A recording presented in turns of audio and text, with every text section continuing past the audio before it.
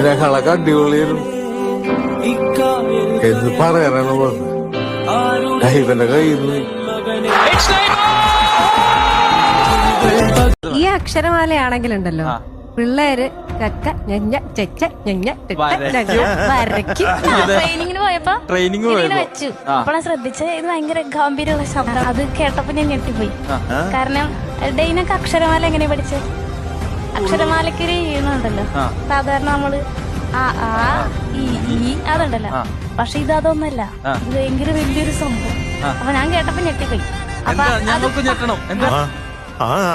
ഈ ഉ ഋ A I ആ ആ ഈ ഉ ഋ എ ഐ ഓ ഓ ഔ അം അ ക ഖ ഗ ഘ ങ ഛ ഛ ജ ഝ ഞ ಟ ಠ ಡ ಢ ಣ ತ ಥ ದ ಧ ನ ಪ ಫ ಬ ಭ ಮ ಯರ ಲ ವ ಶ ಷ ಸ ಹ ಳ ಳ ರ ಕ್ಷ